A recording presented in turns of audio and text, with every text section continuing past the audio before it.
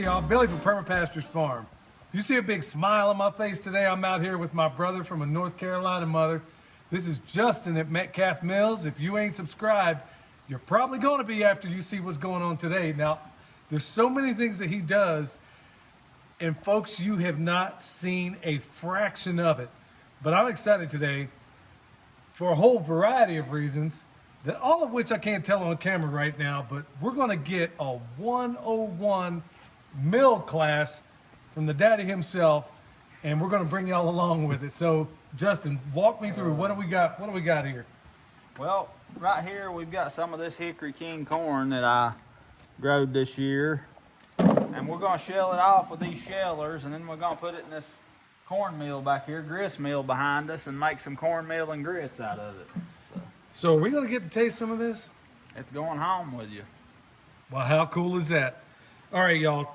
Justin's going to walk us through all the way through this, and folks, you want to stick through the end on all this, because throughout I'm going to be asking him about the whole process and how maybe in the future when he has one of these for sale, which I think this is for sale. It is, yeah, it is. Okay, so yeah, anybody that's interested could wind up going to him, because this thing is the cat's meow. So Justin, what's the first thing we do? Why don't you walk us through what we got here? What is this I'm looking at? Because I feel like if it wasn't from Danny from Deep South, I wouldn't even know what this is. Yeah, I hear you. So how do we start this whole process? Well, what we're going to do is take our ears of corn here.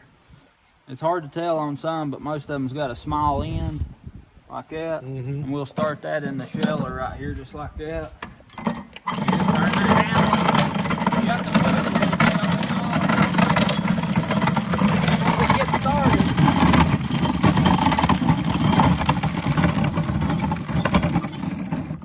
Comes right back out. Well, I'm glad you told me that, man. That thing was going to impale me, right here. I'll be dang. I'll be dang. So this is what we're left with, huh? That's it, yeah. And this sheller, this box, and this sheller right here belonged to my grandpa. And I shelled corn on this thing when I was just a little boy, just big enough to walk. My goodness. So how long, real quick, how long have you been, and your family been in this area? We've been here almost 200 years, yeah. Oh, dang. Yeah, my family settled this land, and they're the only people to ever own it.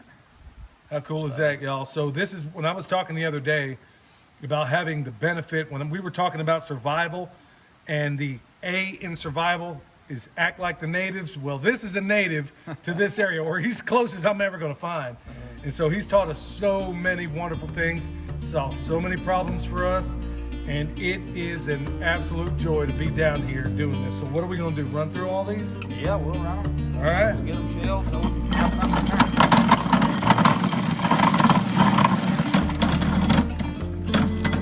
Ain't that whooping it? It might be. He gave me the bad. There's an adjustment on it. We may have to adjust it. Come out a little bit? It might be, yeah.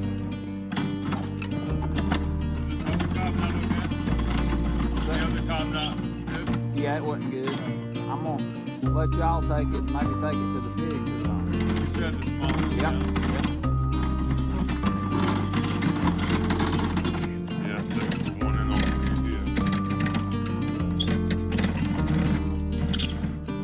You two are gonna make it huge.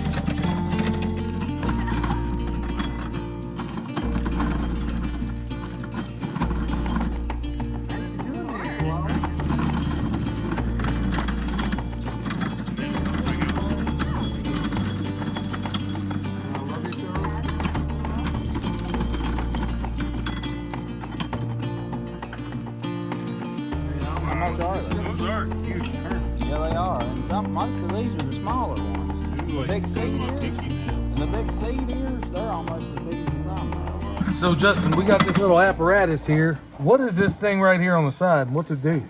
That's a nubber. And what that thing does, when you're turning that handle, see, everybody that growed corn for their cornbread, they didn't want to have one bad grain mixed in there. They wanted it to be the best and as clean as could be, so you wind up having to clean off these bad ends like that. You'll get a little bad there at the end of the shuck sometimes, and what that nubber does, when you're cranking that handle, you stick it in there, and it will chew off the dang. ends and clean off all them bad grains for you. Oh, but dang. And then kind of maybe taper it a little bit to make it easier to go down in and here. it helps with that too. Yeah. I'll be dang. I thought maybe if you put your hand in there the wrong way, that's what you wind up with is a nub. She spoiled you. Oh, you! She spoils you. You spoil me. So Justin, there's some of these I don't want to mess with. Yeah, I was just getting the ones off the top because they'll be the driest. I didn't.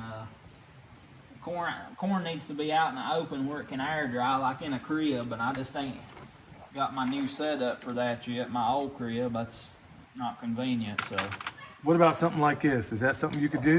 what I do on something like that, that's where the crows pecked that in the rain, and it got kind of weathered. You just break it off, and then you can. What I usually do is just shell off, like see these make grains? it, taper it. Yeah, just start shelling back through there. Right. And when it gets to where they're all good, it's good. I got you. Yeah. And all this stuff, it ain't real good to the pigs or chickens or whatever y'all want to do. Get.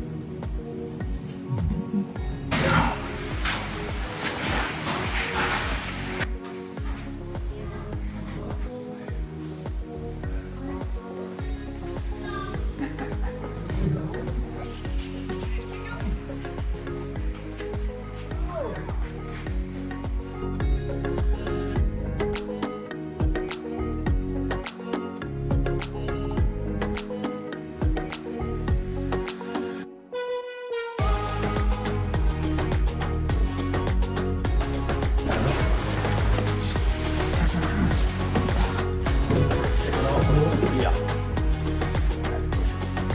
All right, step one was, what do we call that step? Justin? Shelling the corn. Shelling the corn. Now Shelling the what? corn. Now what are we doing? Well, now you can see there's a little bit of, like there's some silks and little fine stuff on my fingers there. Oh yeah. We want to try to get as much of that out as we can because, like I said, we want this stuff to be just as clean and pure as it can be.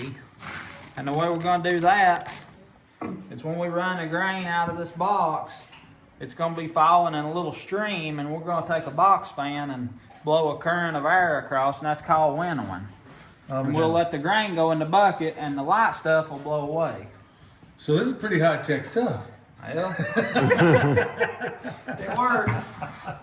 So what part of this do I do? Do I hold the fan or just? Let's see here if I can get this fan set just right. Where it'll just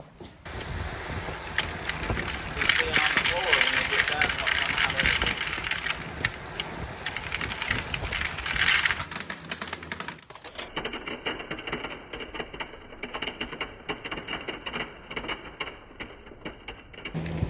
Look in the floor. Yeah. Looks like snow. A lot of commercial stuff, they'll have big cleaning machines, but I don't believe they do a good job. All right, so we got us what? A little bit better than half a bucket. So Justin, right here, I'm looking at the remnants on this floor of what came out of here. So Yeah. how would this compare to like one of them bigger facilities, you know, where they got them big old, what's that like? Well, from what I've been told, I've sold a little bit of grain, and from what I was told, what I've sold was some of the cleanest grain that the baker that was buying it's ever seen.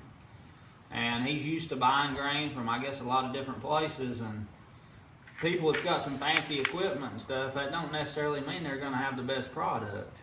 You know, I cleaned the grain that we sold with a box fan, just like this, maybe 2 or 3 times, and it was perfectly clean. Oh, dang. So, Nothing in it. So. and they got all those highfalutin blowers and shakers Yeah, they and got all that kind of gravity stuff. tables and seed cleaners and grain cleaners and all that stuff, and it's still, I don't know what the problem was, but Wow. and So, a lot of that equipment, it's not plug and play. It takes a lot of adjusting. You have to have somebody that knows what you're doing to even run it. So so this high tech beats that high tech in your opinion? it works good for me, and I've got a good report on it. So hopefully one day later on we'll have a setup and maybe graduate from setting a box fan up to just leave one set up all the time. So I'll be dang. So what happens next? What's our it's next? ready to go in the mill. now. Really? Yeah. Imagine, okay, this here's the hopper, and we got a bunch of corn Justin, why don't you tell me about this and tell everybody else about this that might be interested maybe in this one's, well, obviously for sale, but what am I looking at, brother? This is 12 inch, and what that references is the stones inside, the granite stones, are 12 inches in diameter. And they made these mills from 12 inches up to 30 inches. Williams, this particular brand of mill here, they made their mills in 2-inch increments from 12 inches to, I think, 30 inches, if I'm not mistaken. Meta's Mill Company bought Williams in the middle 1920s, and Meta's mills are still in business. This one's probably around, right around 100 years old, because like I said, there's only in production like from 1916 to 1927, I believe. So this one was built sometime during that time. I would say on the earlier side of things. So. Wow, so you refurbished this whole thing from start to finish? Yeah, I went through it, made sure everything was good. I dressed the stones.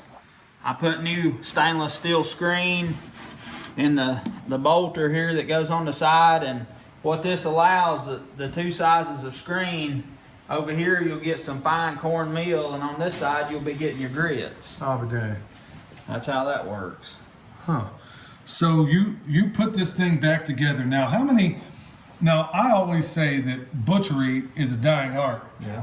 Well, clearly this is almost extinct. This is on the endangered species list, right? How many people out there can do what you do doing this? Folks, this is the most modest person on the planet.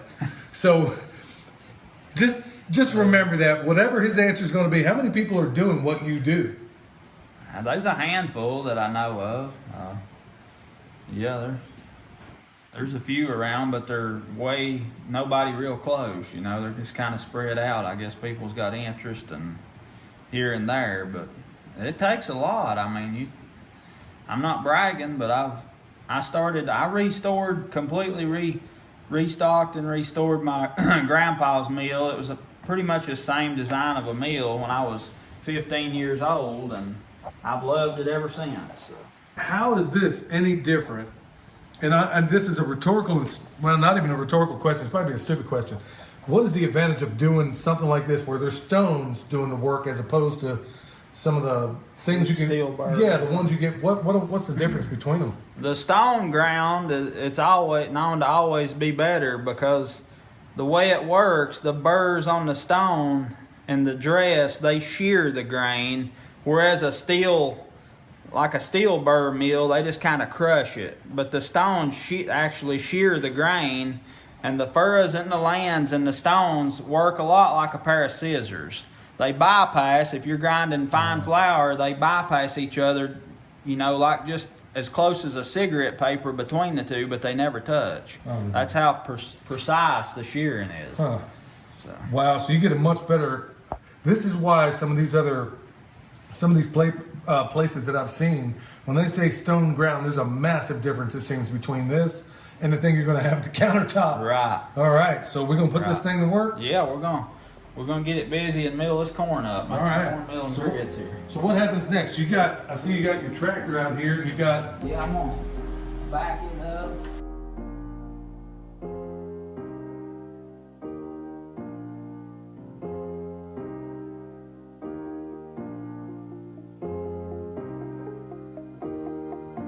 All right, y'all. So it's time to make the rubber hit the road. So I see this belt here, and I see your tractor. How many different ways? Now you got a tractor, but what else can you use to run this?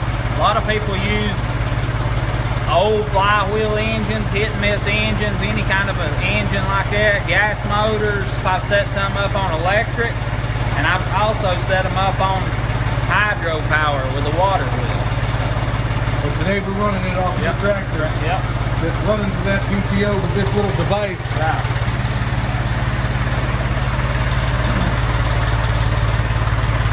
Now the way the mill needs to run, our drive here runs the opposite way. So what you do when you're running equipment with a flat belt like that is you twist the belt. So instead of running it straight, you twist it, and that will run it in reverse.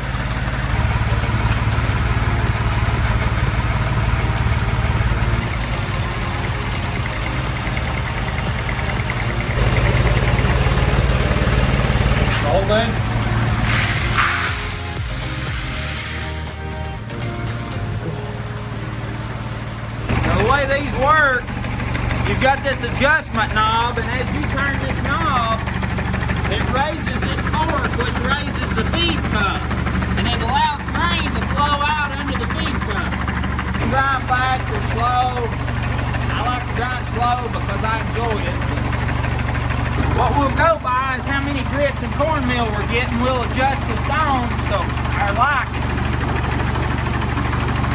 So you could potentially do all cornmeal Yeah. or all grits? Yeah, you just make the stones closer and it'll grind to all cornmeal or flour. If you separate the stones, it allows the grits to come through. Ah, so we're getting the best of both worlds on this. Right. Down here at the end is stuff we don't want. Yeah, that's what they call the offals over there, Billy. What do they call it? Offals. Offals. Oh, okay, so OFALS? I got you. I like that grind where it's at. We may go with that. Them grits look good. Down there, a bunch of big grains and stomp it up.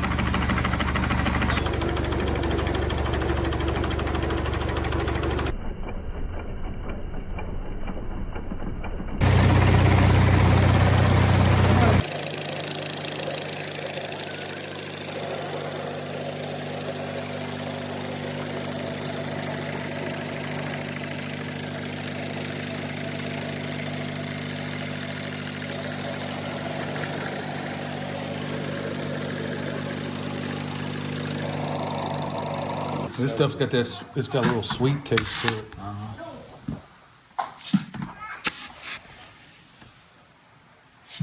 All right, y'all, it's drifted into the nighttime, and I've taken the grits and the corn flour. Am I saying it right?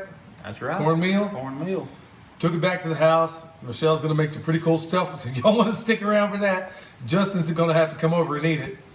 But here we are near the end of it, and I just wanna, this is a man of extraordinary and many, many talents. He's never gonna tell you that, but just briefly, Justin, I want you to tell everybody, of all the trades to get into, now you're a heavy equipment operator, you're a farmer, what made you get into the mill work?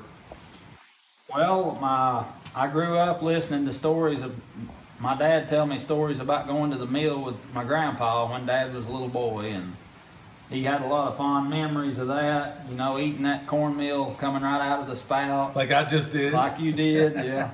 And I don't know, he just got that. I just got that interest listening to him and how much he loved that. And when I was 15, my grandpa gave me that old mill, but the wood had got bad on it, and I had to totally restock it, reset the bed stone, and learn how to dress millstones from an old fella in this county. And I put that thing together and got it to work, and I've loved it ever since. Wow, so will this, okay, now other people are gonna naturally ask, can this thing do wheat? I mean, we did corn today. If it can't, I mean, what would you use if you had to go ahead and do wheat berries or something like it? Would it be the mill like this? Well, these vertical mills, they will grind any free-flowing grain, but small grains, these are really high RPMs, and you don't want that with small grains. You want something that grinds slower and it don't heat up as much and negatively affect your product. Wow. So that's something we're working on, is a horizontal Your own design, right? yeah, style mill, and hopefully we'll be able to unleash that on the world. I'm trying to talk him into, y'all. I am trying like nobody's business to talk him into doing his design that would honestly change the world and change really, bring it back to the community miller, right? I mean, is that what it used to be back in the day? Yeah, it used to. I mean, every community had a miller, and people in the mountains here, they grow mostly corn, some wheat, and they take it to the mill usually on Saturdays. So how cool would it be if they had Justin's, if they had a Metcalf mill in one of their places? Yeah. So y'all stay tuned. This is something that he's going to get to in later days. Now, you say your dad kind of inspired you to get into this. He did. Now, it wasn't long ago that he was a wonderful, sweet man, loved the Lord, and he had a favorite verse, Justin. I was thinking about that earlier. You know, every time I grind corn, I have to think about Daddy, because he's the one that got me interested in it and instilled that in me. And yeah, his one of his favorite verses, and he personalized it, was Psalms 91, 9 and 10. It says, "Because I have made the Lord, which is my refuge, And this is for these days right now we're in, because I've made the Lord, which is my refuge, and even the Most High my habitation. There shall no evil befall me, neither shall any plague come nigh my dwelling. How cool is that? All right, y'all. If you need anything, remember, well, first and foremost, go check him out at his, well, at the link that William most certainly put up there several times already. Check him out. Check out the description box down below. Check out the website. If you need bone sauce, the world's best deer repellent, check us out. And if you need this mill, check him out, because that's where you're going to find it. Y'all, I can't wait to share so much more that this good man's going to do in the future. Till next time, this is Billy from Perma Pastures Farm and Justin from Metcalf Mills. And which one is that? Bear. There's Bear. But see y'all next time.